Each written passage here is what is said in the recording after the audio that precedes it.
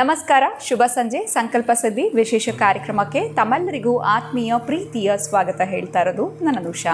So first time channel ವೀಕ್ಷಿಸ್ತಾ ಇದ್ದೀರಾ ಅಂತಂದರೆ ಈಗಲೇ ಸಬ್ಸ್ಕ್ರೈಬ್ ಮಾಡಿ, ನಮ್ಮ ವೀಡಿಯೋಸ್ನ ಲೈಕ್ ಮಾಡಿ.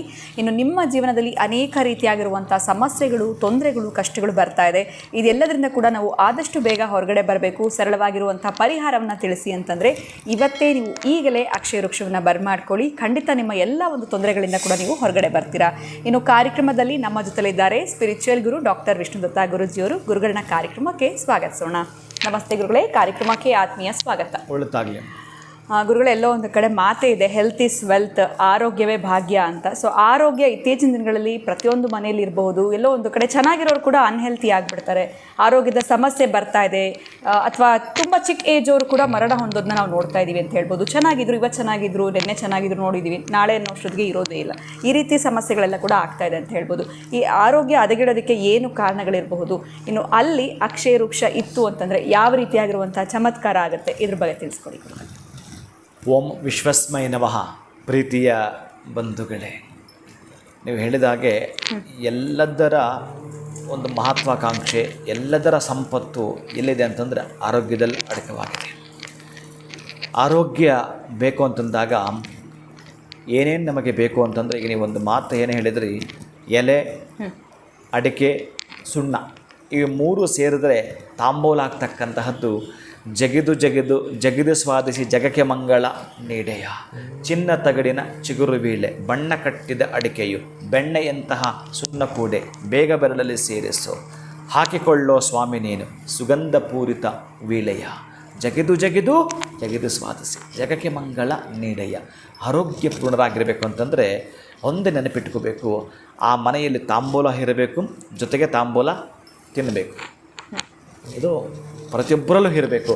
ಸುಮ್ಮನೆ ಏನೇನೋ ಹೇಳ್ತಾರೆ, ಅದು ಕೂಡ ಲಿಮಿಟ್. ಅಭ್ಯಾಸ ಇವಾಗ ಮತ್ತೆ ಅಭ್ಯಾಸ ಮಾಡಿಕೊಂಡ್ರೆ ಏನು ತಪ್ಪಿಲ್ಲ. ಆಮೇಲೆ ನೀವು ಅದನ್ನು ರಾತ್ರಿ ಸಂದರ್ಭದಲ್ಲಿ ಊಟ ಆದ ಮೇಲೆ ಒಂದು ತಾಂಬೂಲವನ್ನು ತೆಗೆದುಕೊಳ್ತೀವಿ ಅಂತಂದರೆ ಮತ್ತೆ ನೀವು ನನಗೆ ಹಲ್ಲು ಕೆಂಪಾಗುತ್ತೆ, ಬೇಕಾ ಸ್ವಚ್ಛ ಮಾಡ್ಕೊಳ್ಬೋದು, ಏನು ತೊಂದರೆ ಇಲ್ಲ. ಆದರೆ ಬಹಳಷ್ಟು ಶ್ರೇಷ್ಠ ಅದರಲ್ಲಿ ಸಣ್ಣದಾಗಿ ಒಂದು ಏಲಕ್ಕಿಯನ್ನು ಹಾಕಿ ತಗೊಳ್ತಾರೆ. ಆ ತಾಂಬೂಲ ಜಗಿಯುವಾಗ ಯಾವ ರೀತಿಯ ಆಲೋಚನೆಗಳು ಮಾಡುತ್ತಾರೋ ಅದು ಇವೆಲ್ಲ ಕೆಲವೊಂದು ಗುಟ್ಟು ಹೇಳಬಾರದು. ವ್ಯಕ್ತಿಗತವಾಗಿ ಬಂದಾಗ ನೊಂದಿರ್ತಾರಲ್ಲ, ಬಹಳ ನೊಂದಿರ್ತಕ್ಕಂಥವ್ರಿಗೆ ನಾನು ಕೆಲವರಿಗೆ ಹೇಳಿ ಕಳಿಸಿರ್ತೀನಿ, ನಿನ್ನ ಕೈಲಿ ಏನೂ ಮಾಡೋಕ್ಕಾಗ, ಇಷ್ಟಾದರೂ ಮಾಡ್ಕೊಂಡು ಆಚೆ ಬಾಪ ಅಂತ ಹೇಳಿ. ಪಾಪ ಅವ್ರು ಮಾಡ್ತಿರ್ತಾರೆ, ಅವ್ರ ಮನೆಯಲ್ಲಿ ತಾಂಬೂಲ ಹಾಕಿರ್ತಾರೆ, ಗೊತ್ತಿಲ್ವಲ್ಲ, ಏನೋ ಮಾತಾಡ್ಕೊಂಡು ಮಾಡಿರ್ತಾರೆ, ಇನ್ನೇನೋ. ಆದರೆ ಇವ್ರಿಗೇನು ಅಂತಂದರೆ, ಎಲ್ಲೋ ಇರ್ತಕ್ಕಂತಹ ಎಲೆ, ಎಲ್ಲೋ ಇರ್ತಕ್ಕಂಥ ಸುಣ್ಣ, ಎಲ್ಲೋ ಬೆಳೆದಿರೋಂಥ ಅಡಿಕೆ ಸೇರಿದಾಗ ಅದು ಕೆಂಪು ವರ್ಣದ್ದಾಗಿರುತ್ತೆ. ಕೆಂಪು ವರ್ಣದ ಶಾಸ್ತ್ರದಲ್ಲೂ ಕೂಡ ಇದೆ. ಈ ದೇವಸ್ಥಾನವನ್ನು ಒಬ್ಬ ಅರ್ಚಕ ಬಾಗಿಲು ತೆಗಿಬೇಕಾದ್ರೆ ತಾಂಬೂಲವನ್ನು ತಿಂದು ಆನಂತರ ದೇವಸ್ಥಾನಕ್ಕೆ ಹೋಗಬೇಕು ಅಂತ ಹೇಳುತ್ತೆ. ಅಂದರೆ ಅವನ ಬಾಯಿ ಅಂದರೆ ಸುವಾಸನಯುಕ್ತವಾಗಿರಬೇಕು ಅಂತ ಹೇಳುತ್ತೆ. ಇವನ ಬದುಕು ಕೂಡ, ಇವನ ಆಲೋಚನೆ ಕೂಡ ಸುವಾಸನಯುಕ್ತವಾಗಿ ನಮಗೆ ಮೈಂಡಲ್ಲಿ ಕೆಲಸ ಮಾಡ್ತಾ ಇರುತ್ತೆ. ನೀವು ಅಂದ್ಕೊಳ್ಳೋದು, ನಾನು ಇಷ್ಟ ಮಟ್ಟದ ಹಣವನ್ನು ಮಾಡಬೇಕು, ನಿನ್ನ ಶಕ್ತಿಯಾನುಸಾರ ಅನ್ಕೋಬೇಕು. ಹೇಗಂದರೆ ಹಾಗಲ್ಲ, ನನ್ನ ಬಿಸ್ನೆಸ್ ಇಲ್ಲಿ ತನಕ ನಾನು ಹೊಡೆತ ಕೊಟ್ಟಿದ್ದೆ, ಆ ಹೊಡೆತಗಳು ನನಗೆ ಬರಬಾರದು. ಆ ಹೊಡೆತಗಳು ಆಗದೆ ಇರ್ತಕ್ಕಂತಹದ್ದೇನಿದೆ ಅದಕ್ಕೆ ನಾನು ಒಡೆಯನಾಗಬೇಕು ಅನ್ನೋದನ್ನು ಸಂಕಲ್ಪ ಮಾಡಿಕೊಂಡು ದೊಡ್ಡ ಮಟ್ಟದ ಬಿಸ್ನೆಸ್ಸನ್ನು ಕಟ್ಟಿಕೊಳ್ಳಬೇಕು.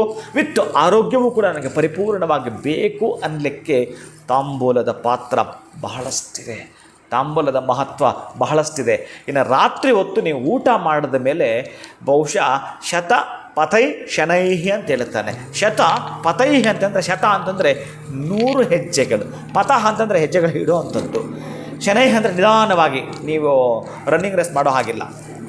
ತಾಂಬೂಲ ಹಾಕ್ಕೊಳ್ತಾ 100 ಹೆಜ್ಜೆ ಅಂತಂದರೆ ಅಟ್ಲೀಸ್ಟ್ ಹೇಳ್ತಿರೋದು 1000 ಹೆಜ್ಜೆ ಆಗುತ್ತಾ ಇಡು ಅಂದರೆ ಒಂದು ಅರ್ಧ ತಾಸು ಓಡಾಡಬೇಕು ಅಂತ. ಊಟ ಮಾಡಿದ್ದಾದಮೇಲೆ ತಾಂಬೂಲವನ್ನು ಜಗಿತಾ, ನಿಮಗೆ ಟೆರೇಸ್ ಮೇಲೆ ಜಾಗ ಇದೆ ಅಂತಂದರೆ ನೋಡ್ಕೊಳುತ್ತಾ, ನಾನು ಹೀಗಾಗಬೇಕು ಅಂತಿದ್ದೇನೆ, ನನಗೆ ಹೆಲ್ತ್ ಬೇಕು, ವೆಲ್ತ್ ಬೇಕು ಅನ್ನೋರು ತಾಂಬೂಲವನ್ನು ತೆಗೆದುಕೊಳ್ಳತಕ್ಕಂತಹದ್ದು ಎಷ್ಟು ದಿನಗಳು ಗೊತ್ತಾ? ನೀವು ಪರೀಕ್ಷೆ ಮಾಡಬೇಕು ಅಂತ.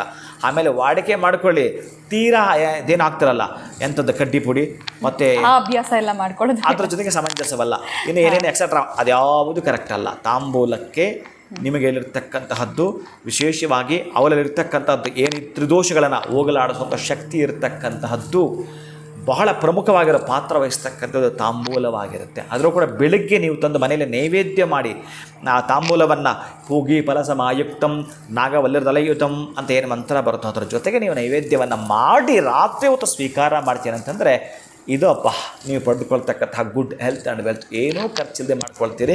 48 ದಿನಗಳ ಪರ್ಯಂತ ತಾಂಬೂಲವನ್ನು ನೀವು ತಿನ್ನುವಂಥದ್ದು, ತಾಂಬೂಲವನ್ನು ದಾನ ಮಾಡ್ತಕ್ಕಂಥದ್ದು. ಆಮೇಲೆ ನನಗೆ ಹೇಳಿ ನೀವೇನು ಕನಸು ಕಟ್ಟಿದ್ದೆ ಅಂತ, ಅದು ಯಾಕೆ ಆಗಲಿಲ್ಲ ಅಂತ, ಅಂತಹ ಚಮತ್ಕಾರ ಅಡಗಿದೆ ಬರೀ ತಾಂಬೂಲದಲ್ಲಿ. ಖಂಡಿತವಾಗ್ಲೂ ಗುರುಗಳೇ, ಎಲ್ಲೋ ಒಂದು ಕಡೆ ತಾಂಬೂಲ ಅಂತಂದರೆ ಬರೀ ಆರೋಗ್ಯದ ದೃಷ್ಟಿನಲ್ಲಿ ಅದು ಒಳ್ಳೆಯದು ಅನ್ನೋದನ್ನ ನಾವು ಕೇಳ್ಪಟ್ಟಿದ್ವಿ ಅಂತ ಹೇಳಿರ್ಬೋದು. ಆದರೆ ಎಲ್ಲೋ ಒಂದು ಕಡೆ ಆರ್ಥಿಕ ಅಭಿವೃದ್ಧಿ ಕೂಡ ಈ ತಾಂಬೂಲದಲ್ಲಿ ಅಡಗಿದೆ ಅನ್ನೋಂಥ ಒಂದು ಉತ್ತಮವಾಗಿರುವಂಥ ವಿಚಾರನ ವೀಕ್ಷಕರಿಗೆ ತಿಳಿಸ್ಕೊಟ್ರಿ. ಖಂಡಿತವಾಗ್ಲೂ ಇದನ್ನು ಎಲ್ಲರೂ ಫಾಲೋ ಮಾಡ್ತಾರೆ ಅಂತ ನಾನು ಭಾವಿಸ್ತೀನಿ. ಬಹಳ ಧನ್ಯವಾದಗಳು ತಮಗೆ. ನಮಸ್ಕಾರ. ಹರೇ ಶ್ರೀನಿವಾಸ. ಸೊ ತಾಂಬೂಲದಲ್ಲಿ ಅಡಗಿರುವಂಥ ಚಮತ್ಕಾರ, ಆರೋಗ್ಯದ ಅಭಿವೃದ್ಧಿ ಪ್ಲಸ್ ಆರ್ಥಿಕ ಅಭಿವೃದ್ಧಿ ನಿಮಗೆ ಸಿಗುತ್ತೆ 48 ದಿನಗಳ ಕಾಲ ನೀವು ಇದನ್ನು ಫಾಲೋ ಮಾಡೋದ್ರಿಂದ ಅಂತ ಹೇಳ್ತಾ ಇವತ್ತಿನ ವಿಡಿಯೋನ ಮುಗಿಸುವಂತಹ ಸಮಯ ಆಗಿದೆ. ನಮಸ್ಕಾರ.